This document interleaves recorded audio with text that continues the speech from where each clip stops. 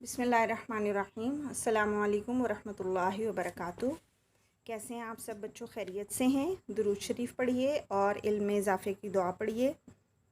अभी हम मुताला कर रहे हैं इक़रा उर्दू, आपकी किताब है।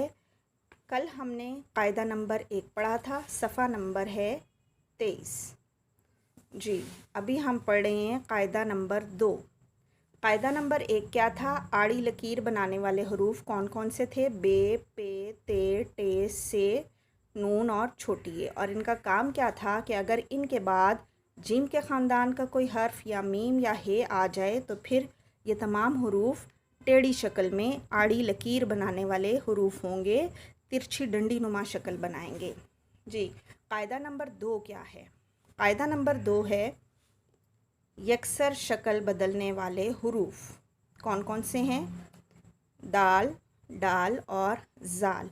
ये अपनी शक्ल बदल देते हैं। आपको अभी पिछली वीडियो में मैंने जीम और दाल लिखना सिखाया था और उसमें भी मैंने आपको बताया था कि दाल अपनी गोलाई ख़त्म कर देता है। हमने वहाँ पे जीम और दाल इस शक्ल में लिखा था, ठीक है। दाल की गोलाई ख़त्म की थी। क्यों ख़त्म की थी इसके बारे में मैं आपको बताती हूँ।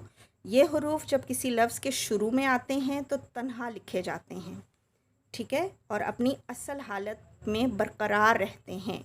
जैसे दवात, ढोल, ज़ख़ीरा। अब यहाँ शुरू में आए हैं, अलग लिखे गए हैं, इनके साथ कोई भी हर्फ जुड़ नहीं सका।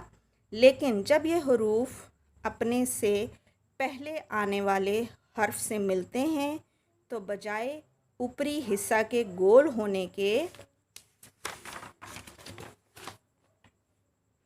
इनकी कमर सीधी हो जाती है, या दूसरे अल्फाज में ये अपनी शक्ल बदल कर रे की शक्ल इख्तियार कर लेते हैं। जैसे सद, मद, लूडो, लजीज़।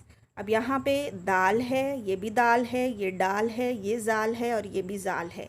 लेकिन जब ये अपने से पहले किसी हर्फ से मिलते हैं, जैसे दाल से पहले सौद आ गया, तो ये अपनी शक्ल बदल देंगे, गोलाई ख़त्म कर देंगे और बिल्कुल सीधे रे की शक्ल में लिखे जाएंगे।